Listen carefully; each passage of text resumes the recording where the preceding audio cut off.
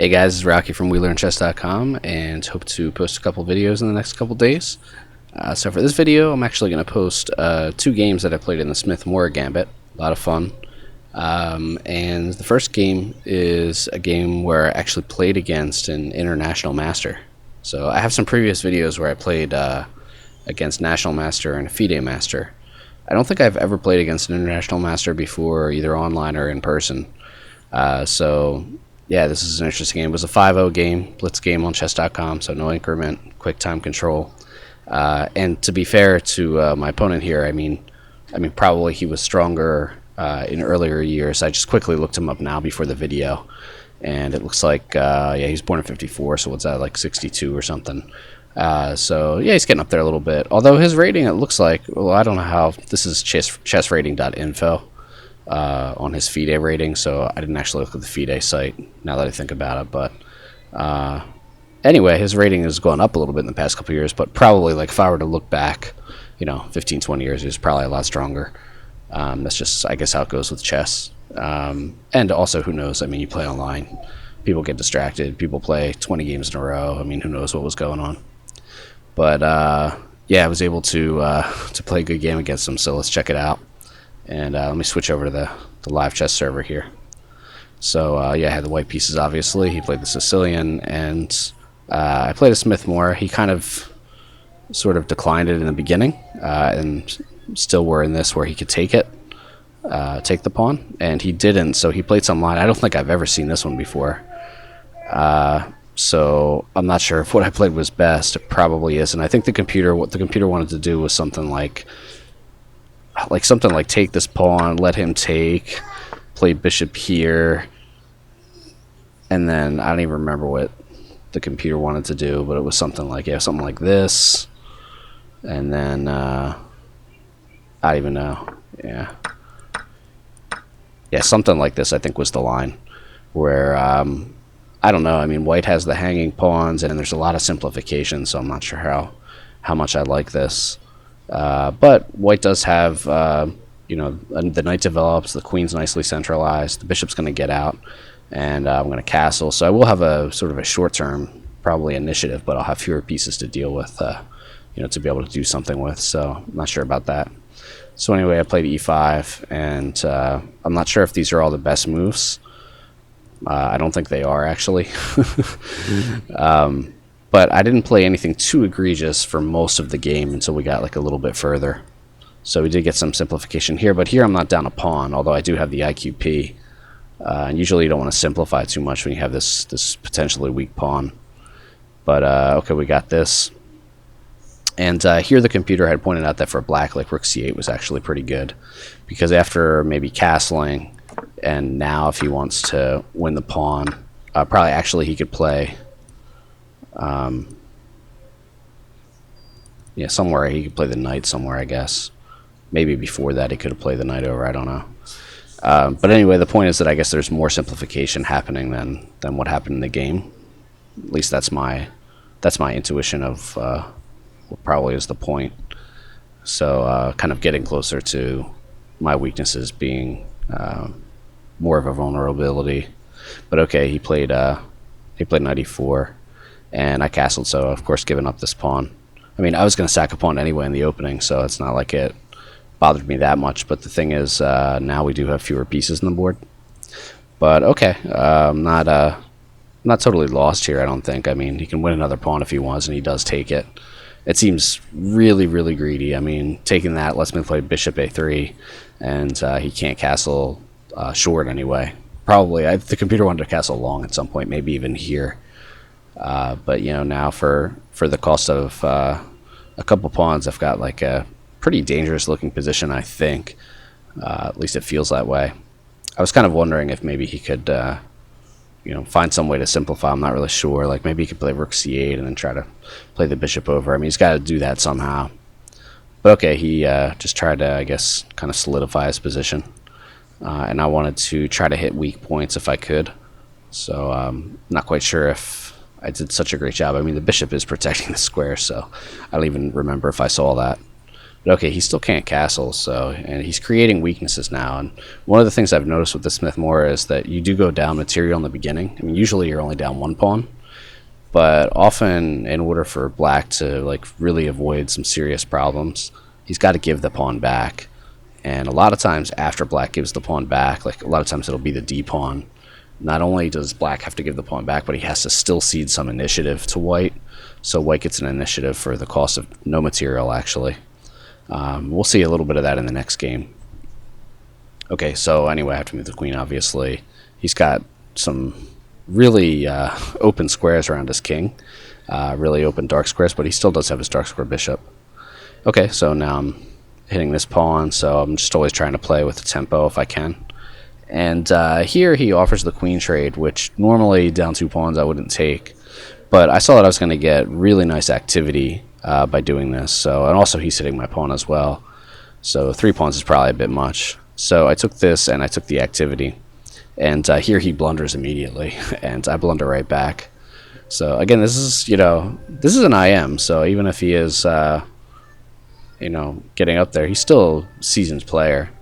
And I mean, I just saw that I could get another pawn back and have it past a pawn, so I was just so blind to the fact that I could just won the rook in the corner. Obviously, just playing the rook check here, and it's game over.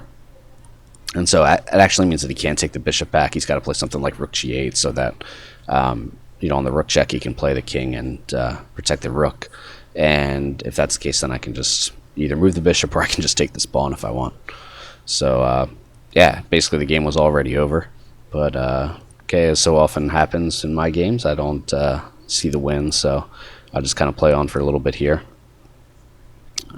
Okay, so he took that, and I did not take his rook. Okay, so now we come to a point where the material's even again, but I do have the passed pawn that's already ready to be mobilized. His rook is not yet in play. His king is stuck on the back rank. And I can move my rook over to the b file or to the d file or somewhere and be more active. So I'm just kind of doing things with tempos. I was surprised he didn't push this pawn, actually. I mean, that seems like kind of an artificial move that I made there, but okay, I just made some look for the king. And yeah, now he's really pinned back. This seems like kind of an odd way to play. Like, I feel like the stronger players you play, like, they just very, very rarely play passively in a rook end game. I mean, that's usually something that I would do, and I would just get like crushed, or I would lose my advantage if I had it. But yeah, he's just kind of ceding this. I mean, of course, I'm threatening like winning his rook, and now I kind of saw these ideas where you're almost you're threatening checkmates and stuff like that because he hasn't been able to connect his pieces. So yeah, this rook is really a liability. He's gonna have to probably push more pawns and try to get it out via the h file or something like that, but it's just too slow. So now I'm just double on the 7th, and well, if you played enough chess, you know what that means. It's usually game over, because especially if your king's stuck on the back and you just can't move your rooks. I mean, there's so many ways for me to win here. I'm sure that probably like I didn't choose the best way, but I mean, I just basically have choices. So I just played the check here and saw that I could win this pawn. I mean, the computer, I think, a lot of times wants to just like keep pushing this a pawn and get it closer and closer. Like here I could have pushed it probably to a6, but anyway, again, I'm playing with tempo, and I'm also threatening checkmate here, so he's got to actually at some point move a rook back, which he does here. And yeah, now I mean, I think he just resigned, or I don't know if he ran out of time, but I mean, this game's over. So I'm winning more material. The a pawn's still rolling. Probably I'm gonna have mate threats not only on the back rank, but I might also be able to set up mate threats on the side here as well if he's not careful. And there's no real way for him to get a perpetual or to really pressure me, because he can't really ever double off on the f2 pawn, because I can just stay there with my king and always sort of be attacking one rook. And he's always got to have kind of keep a rook back. So yeah, I guess he didn't want to suffer anymore, and I got to win against an international master, which for me is totally ridiculous. There's no way I should be able to do that. But okay, sometimes you get a good game in, and sometimes your opponent cooperates as well. So aside from my blunders and not getting the rook there, that was pretty cool. And I'm going to show another Smith-Morra game. So let me just quickly jump back to my archive here. And this is one that I just played now. And I guess the only reason that I'm showing it is because it's kind of similar theme with the Smith-Morra, but it also hits on a point I mentioned before where sometimes you can get your pawn back and get the initiative as well. And another reason to show this game is that actually I did the chess.com computer analysis afterwards, and it's a 27 move game, and I think I had like only 4 moves that were marked as good as opposed to excellent by the chess.com computer, and the rest were excellent. So I had almost a perfect game here, which is pretty cool. I've gotten pretty close a couple times. I think I might have had a couple where they were like almost perfect. But a lot of times when those happen, and probably half of this game counts as well, where a lot of the moves are memorized. Like maybe it's a long opening line, and then there's some forced moves, and you get like 17 moves into the game, and you haven't really made a mistake because you've seen it all before, or you were forced to make the best moves or some combination there. And yeah, that kind of happens here too. But I did have to find some decent moves, so let's take a quick look at it. Again, the white piece is a Sicilian Smith-Morra gambit, and this time he takes it. And yeah, we just get some standard moves here. I think like in the chess.com computer analysis, I think it said that bishop c4 was not an accurate move, but I'm not quite sure what. I mean, the bishop almost always goes to c4. I mean, I don't know if they wanted me to play like bishop b5 or something, but that just feels weird. You definitely want to try to have some pressure on this weak f7 point, and also you want to try to stop d5 for a while. And there's sometimes tactics involved with the bishop, so I don't know. I've never played bishop b5 in the Smith-Morra, but maybe that's just I don't know. Maybe that's it. But okay, let's see what happens here. And I have to say that this line that this guy plays, somebody played this against me the other day, and it's really annoying. There's a couple annoying lines against this Smith-Morra that black can play. One is the pin defense, where he plays like an early e6 and plays the dark square bishop out to b4 and just takes this knight. And that one, white gets some compensation in the fact that he's got the 2 bishops and he's got the dark squares, but it's still tough to play against, I think. This line here, he goes for the other pin, and this is kind of annoying because he's basically threatening he's going to take this. Like, I mean, I still think I have to play h3 just to make him decide. But somebody did this to me the other day, the exact same line. He takes it, I take it, and then there's a fork here, and he's taking my good bishop. He's simplifying. He's up a pawn, and the other game, the guy played rook c8, which is a little bit less accurate, actually. Because the computer points out if he plays rook c8 that you can drop back to b3. So you're hitting this pawn, you're kind of keeping an eye on this diagonal, and you still get a little bit of an initiative. I mean, it's not like you're winning your pawn back right away, but it's a little bit awkward for black to play. You can play around the pieces here and see a little bit of what I mean. Your dark square bishop's going to come out to either, well, it could come out to like 3 different squares depending on what happens, but let's say it goes like queen c7 or something like that. I think b5 is supposed to be not quite as good. Yeah, probably to a4. Yeah, because he can't push this pawn now. Where usually black can respond by pushing that pawn, but it can just take it. So that's why b5 isn't as good there. So probably that's why queen c7. I don't remember if that's the best move, but I think it is, because what else are they going to do? Oh, maybe queen here. That's possible. So yeah, maybe just keeping the rook on the c file first. So yeah, and also probably staying off the dark square, because then the bishop might come out and oppose the queen on the diagonal. So that's probably why queen d7 is a little bit better, if I had to guess. But yeah, it gets a little bit awkward. I mean, the bishop's going to come out somewhere annoying. Like, at some point he's got to play probably e6. So maybe you get the pin in, then maybe you slide the rook. The rooks are connected. You slide one over the d file, then that's opposing the queen, and it's pretty uncomfortable for black, I would say. Doesn't mean that white's winning or anything. It's just that it's hard to play. But okay, so instead of this, he played queen over, which I guess is a little bit better. I don't think queen b3 is quite as good now, because you don't sort of get that tempo on the pawn. And I couldn't really decide where to go. I mean, I didn't even consider b3, to be honest. I was just trying to make up my mind between these 2 squares. I don't really know why I didn't think about d4 either. But I think the computer ultimately likes d3. I just I guess I wasn't really sure, and I was burning a little time, so I just went back to the square where I always have my queen on it. Because I like the fact that I might be able to come out to the queen side a little bit, maybe put my queen on f3, maybe do something that way. Also, I like that it's opposing the king for the meantime, so those are just my reasons. I don't think it's a bad square, just it may or may not be the best. Okay, so yeah, e6, at some point he's got to play it, right? And yeah, I couldn't decide if I wanted to try to go for the, well, not a pin, but just sort of like maybe threatening to double pawns. But of course, he's just going to play bishop b7. So I decided I want to put my rook in the middle instead. And yeah, here I'm just kind of putting pressure on this pawn, so I'm trying to prevent him from castling. And if he were to go e5, like at any point when black goes e5, a lot of times I just go bishop g5. I take this knight, he takes back, and then I plop my knight in at some point here, and that can get kind of annoying.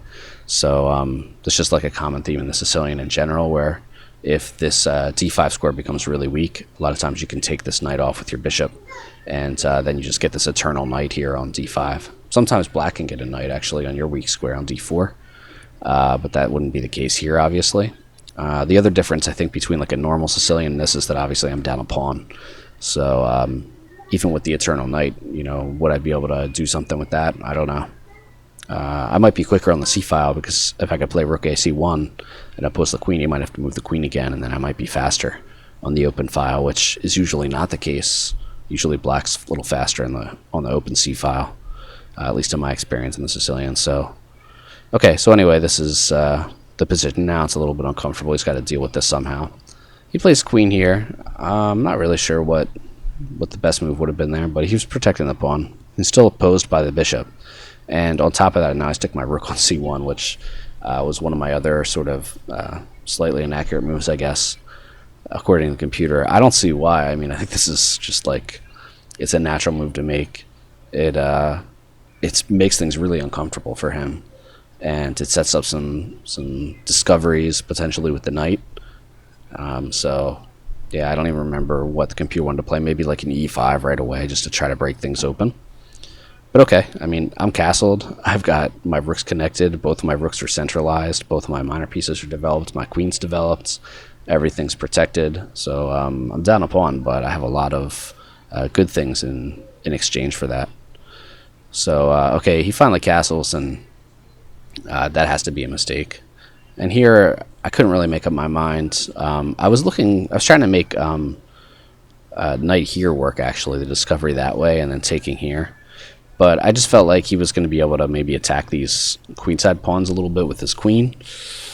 And even if I get the pawn back this way, he might get some activity out of it. So I didn't really like that one, ultimately. And this just felt a lot stronger, so I played this one. And yeah, I mean, yeah, the problem here is he's got to kind of choose, like, he's going to lose an exchange somehow. He's just got to choose how he wants to do it. Like, if he plays the queen back here, for example, then I take and I win the exchange this way. Like, let's just say here, and at the very least, I've got that. So, I mean, he saw that, and he tried to get a little bit creative. So he took here, and I think the computer actually likes that. And, you know, he took this way. So he's got some material for the queen. And, you know, he didn't blunder the queen. He just chose to do that. But I get this pawn back now. And I also have an active rook. So, you know, maybe if his rooks were coordinated and active and out, it might be a little bit tougher for me to try to do something with this. But he's still sitting on the back rank, his knight's a little exposed, and my pieces are active. Plus, I already have looked for the king, so I don't really have to worry about a back rank problem. I mean, okay, he hits the rook, but now I'm diagonally opposing the knight by 2 squares, so I'm not going to get hit with the rook anytime soon. I'm hitting his pawn. I thought he would just oppose my rook and try to trade one off, but maybe he was worried about that. I think probably that it's good that he tried to keep the rooks, because a lot of times if you can, like if you have 2 rooks against a queen, or 2 rooks and some material against a queen and some material, if you can coordinate your rooks, a lot of times it's hard for the side with the queen to make some progress. Especially like if he doesn't really have too many weaknesses here, he might be able to set up some kind of fortress. Still, it feels like I should be winning in this position. I forget what the evaluation was. I think it's pretty positive for white, but you know, sometimes it's easier said than done if the other side gets coordinated. But okay, anyway, I have a safe square for the rook, and you know, he tried to also go for activity, which also makes sense, you know, if he can try to get his rooks coordinated that way, and that's what he tries to do. But I grabbed this pawn not so much just because it was a pawn, but because I saw that it makes his knight a little bit more vulnerable. Like if he moves it at some point, first of all, I can take this other pawn, and then I've got both my pieces sort of coming up to the 7th. And if I can have 2 passers, like if I can manage to do this where he's not winning one of my pawns, then my pawns start marching, and then that's when it gets real difficult, because his rooks might have to become more passive, or he might have to separate his rooks or his pieces in some way. And once you destroy the coordination of the pieces, like I found that a lot of times, if you're the side with the queen, if you can mess with their coordination a little bit, usually that ends up being the downfall of the other side, because you can find some way to fork their pieces. Even if you have to sack a pawn or 2 to get them out of position, and then you can fork them or something like that, and then it really is over. Among other things, like of course queening a pawn would end the game too. But okay, anyway, so yeah, he came down with the check, but like I said, I had the lufts, and I guess his idea here was to play rook c2 and maybe go after some of these pawns. So I was trying to look for a way to be active here. I don't know if this was the best way to do it, but just kind of looking at this newly weakened square, so kind of going back to that idea of drawback chess, where kind of look at what the last move left behind and trying to do something against that. I forget what the computer wanted to play here. I also kind of wonder if I should have played queen d3, just because that would freeze this rook where it is, because I would be threatening back rank mate, so we would have to do a luft move, and it also would let my queen come in to this nice square that again is not really going to get hit by the knight, and then he would have to move his rook back over. Then I might be able to push his knight and start, maybe create a passed pawn or something like that. So maybe queen d3 would have been better in hindsight. But okay, I played this, and he's creating some more weaknesses now. So now I did go to d3, kind of seeing what I missed before. So now the idea is just to come in, and now it's really looking dangerous, because obviously he can't let that happen, so he's got to just come back with his rook. And I traded here. I didn't see the tactic right away, but now I see it. So I saw that I wanted to obviously try to win this rook, but it's protected by the knight, so just a simple deflection tactic wins the game here, and he resigned. And I'm not sure if he has really any good defense here, so yeah, and even if he somehow survived that tactic, I don't know, his coordination would be messed up. But yeah, so I got almost a perfect game out of this. Really cool. A couple nice wins in the Smith-Morra. Of course, tooting my own horn, because, hey, it's my blog. I'm not going to make videos about losing. No, I will sometimes. But it's more fun to make videos about won games, right? So I hope you guys enjoyed that, and I hope to be back with another video again soon. Take care.